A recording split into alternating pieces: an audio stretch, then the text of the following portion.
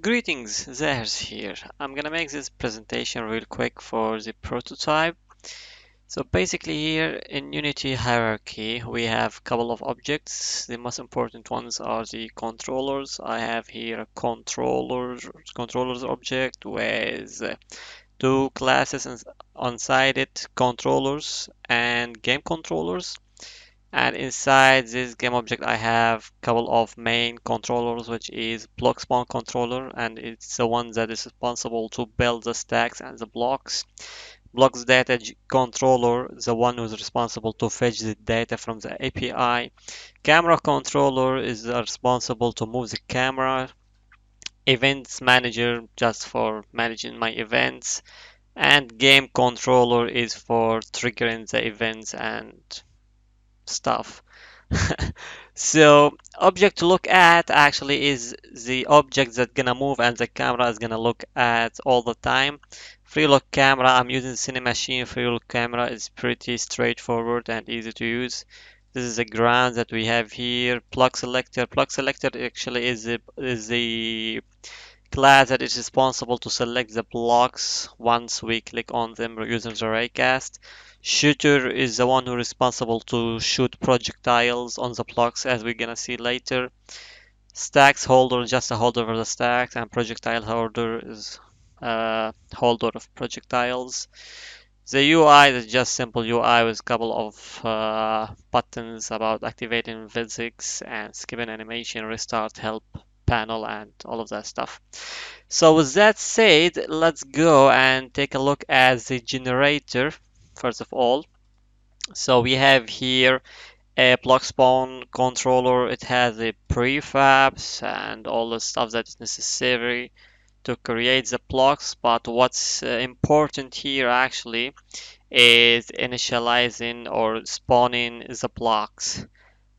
At the beginning, once the game starts, I'm initializing the blocks by fetching the blocks data. I'm getting the blocks data, and then from that I'm making the list of blocks. I sort them first of all by the domain cluster standard ID as asked, and then I'm spawning the stacks. Of course, it's just two for each loops to go on rows and columns and offsets, just like simple calculations. Then spawn stack here to spawn stack because I have an object called stack and then an object called block. Each stack has a list of blocks. Here I'm ensuring the size of the block that if we put three blocks horizontally, then one block vertically is gonna be at the same size of those three blocks. So actually right now, whatever the size of the block you are using, my project is gonna adapt it and you don't have to adjust any other values. So it's pretty dynamic. And here I have some restart and clear functions just for reusing. Now let's take a look on the next controller, which is the data fetcher. It's pretty simple. Collider for fetching JSON. By the way, I wanted to give you a hint, or I don't know, a note. I don't know if you know that, or you made it as a small trap. But like this is your data here, and as you can see, your JSON is starting with an array, and this is not supported in Unity as the deserializer cannot deserialize an array. So I had to wrap it actually as an object, and inside it you're gonna say it's an array. It took me a while to figure out that because I've never dealt with JSON, but never mind, it's working now. So here we are, a list of block data. I'm fetching it and then I'm calling a callback for the block spawn controller to start spawning. What's next do we have here? Camera controller. Camera controller is gonna move using some buttons and mouse scroll to zoom. I have function here to focus on stack. Of course, when you click A and D, you're gonna move from one stack to another, so this function is gonna responsible to do this. Of course, I'm using some layer functions here for some smooth movements. What we have here, block detail shown is for moving the object to look at from one stack to another and from one place to another, which makes the camera follow it.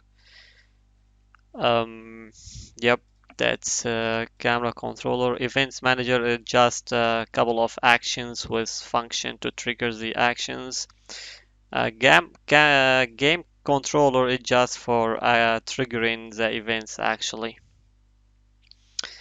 Now this is the my cool body, the object or camera focus object.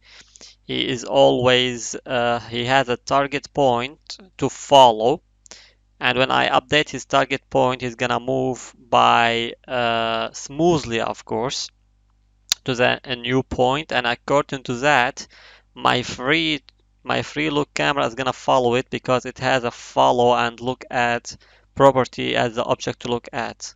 So whenever I move my object, as the camera is gonna follow it. It's pretty simple. Ground, nothing special about it. Block selector, yeah, the selector here is like a simple ray cast. I'm making a ray from the mouse position and checking if there is a block. If the ray cast hit the block, then I'm gonna highlight it. If not, it's not highlighted. Here same on mouse down and mouse up to deselect and select blocks. What else do we have here? Yeah, the shooter actually is similar to the highlighter. Here also I'm making a raycast from the camera position, and when it hits I'm getting the point out of the raycast, and then I shoot a projectile. Actually, the projectile is pretty fun here in this project. Yeah, that's pretty much for the code. I don't wanna make the video longer, and let's go directly in the showcase. As you can see here, I've made a simple animation for building the stacks. Pretty cool, huh? If you don't like to wait, of course, then you can just click. I made the rotation with the mouse movement, so sometimes it just, yeah, I didn't want to make a lot of buttons. So now skip animation and it's gonna start directly. Here, of course, you can click on the blocks and pretty much you can get the information about this block. I don't know why, like you have here four grades and one of the grades is called algebra. But anyways, so here you can move using AD, or you can move directly by selecting one of the blocks and you're gonna move directly.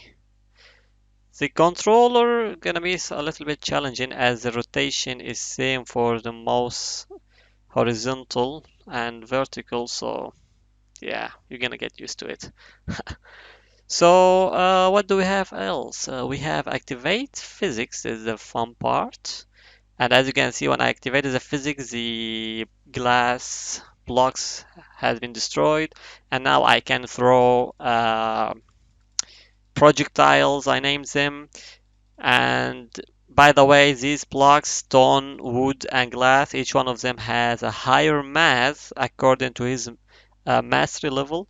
So the higher mastery you have, the greater mass it gets, which means the more stable your tower it is.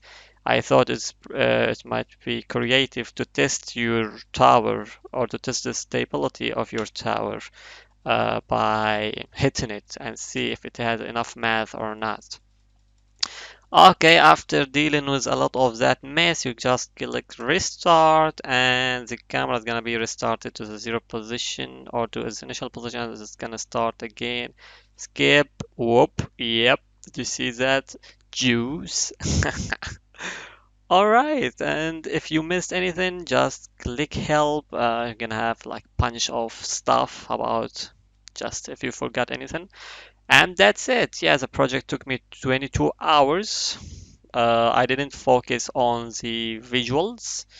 All what I focused on is like a good structure of code and mechanics. I hope you enjoy it and have a great day.